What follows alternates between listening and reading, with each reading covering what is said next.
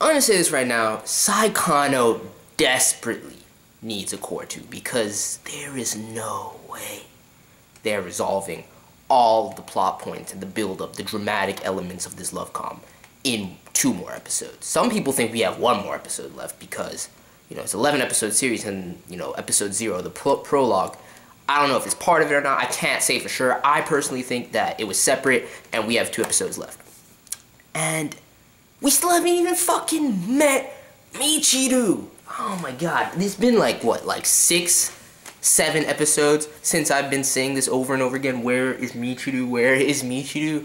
People want to tell me she's a minor character. I don't care. She was in the prologue. She's in the OP as one of the 4 main heroines. I want to see her. She's part of the circle. I want to see her before this ends. And 1 to 2 episodes is not enough development for a character that is key to the circle and is supposed to be doing the music for the game. They just developed the name for, you know, their circle, which was Blessing Software, or Megumi Soft, as UTAHA kind of loosely translated. You see Eri getting pissed off because Kato's name, Megumi Kato. So basically, Kato heralding the name of the circle. But yeah, I honestly don't think 2 episodes is enough, and the series is good. It's good, dude. From, you know, the slight little parodies, the comedy, the actual dramatic elements of the love com, just doing a harem straight justice. You know, A1's doing well with the animation and the art style and color palettes and everything like that, with the unique little stylistic things they're doing. Like, for example, the flashback this episode, where they just have, like, the background of the school and everything kind of, like, in crayon kind of palettes and everything. I'm like, dude, this is fucking great. It's absolutely great, and I love the characters, and it's very entertaining. It really is. And so, and especially with the otaku aspects and things that it's doing with that, and kind of been throughout the series taking shots at everything, you know, calling out cliche and using cliche, you know, to its most effective lengths. I don't know how well it's going to be received at the end of the day.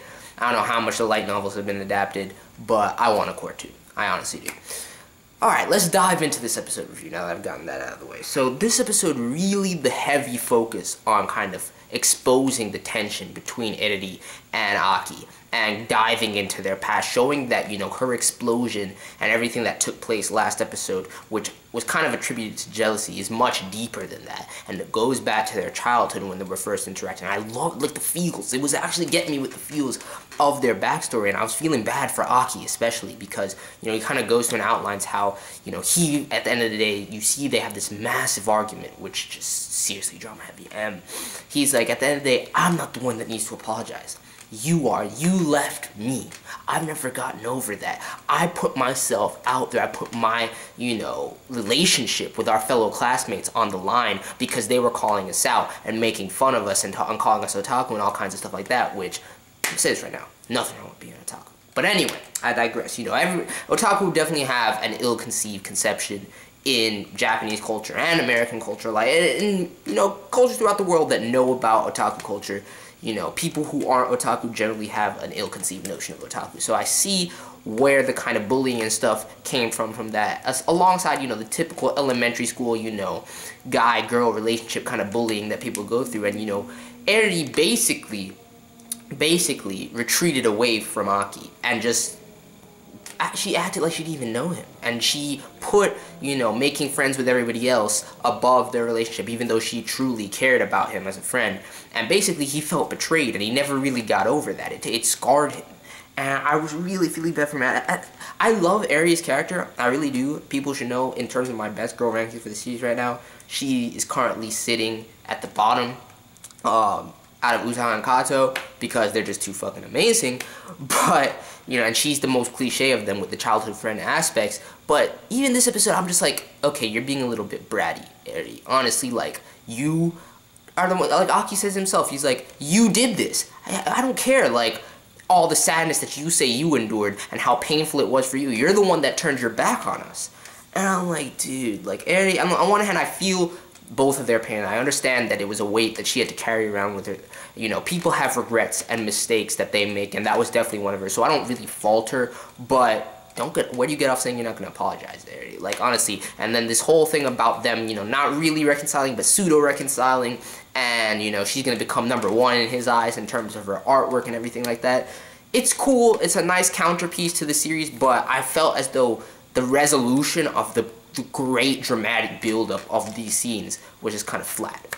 But still really good in exposing the backstory of Eriri and Aki and everything like that, really developing both of their characters further and, you know, establishing what's going on. The comedy throughout the episode, especially in the beginning half with UTAHA just being in Aki's bed at the beginning, and he just wakes up and just like calling out, you know, breaking the fourth wall, kind of be like, I got no screen time last episode, of course I'm doing this shit. I'm like, UTAHA, this is why I love you, man. And then Kato comes in and Aki's like, Kato, help me, and she's like, I guess. Okay. I'm just like, yo, this is why I love these two. It's absolutely why I love these two.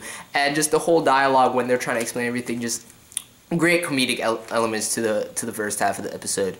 And dude, did anybody else catch that shit when Uta's just in his bed, just sniffing his sheets? I'm like, UTAHA, you fucking twisted cinder. Alright, I'm sorry. I love Uta. I love her. I love Kato. Kato's still slightly ahead of her. For me personally, just especially with the jokes this episode and her continued kind of, you know, apathetic demeanor. So overall, really good stuff. Some fan service thrown in there with, you know, the Eriri changing scenes. I don't know why they have these particular quirks with each person where they focus on different elements for the fan service. Like, it's all about Eriri's ass and legs for these people. I'm like, A1, we get it. Like, Eriri has a sexy ass. She's wearing, you know, knee-high socks and, you know, stockings and everything like that all the time. Yeah, focus on her legs, I guess, but not to the extent that they've been doing it the last couple episodes. I'm like, alright, we get it. But nonetheless, nice, tasteful fan service thrown in there, and overall, just a very entertaining episode with a lot of dramatic depth to it and building up and developing our, you know, some of our lead characters. So, loving the series so far.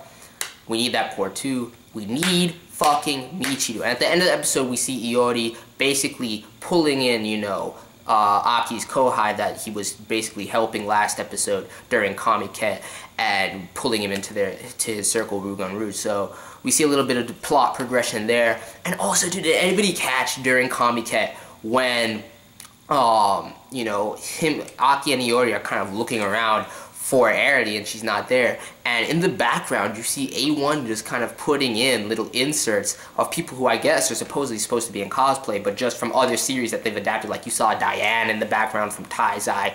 I believe on the left side Kirito is over there from Sword Art, and as people know, I pointed out in my earlier reviews, Aki's voice actor is Kirito's voice actor. So it was very interesting to see that. I feel like there were some other characters that I don't remember being there at this point, but it's very obscure in the background. But anyway, if anybody knows that, let me know. And let me know your thoughts on this episode. Let me know your thoughts on this potential for Cour 2 and how much of the light novel has been adapted. I still need more like clear insight into that without any spoilers if you guys can do that. So let me know your thoughts. I'm out. Peace.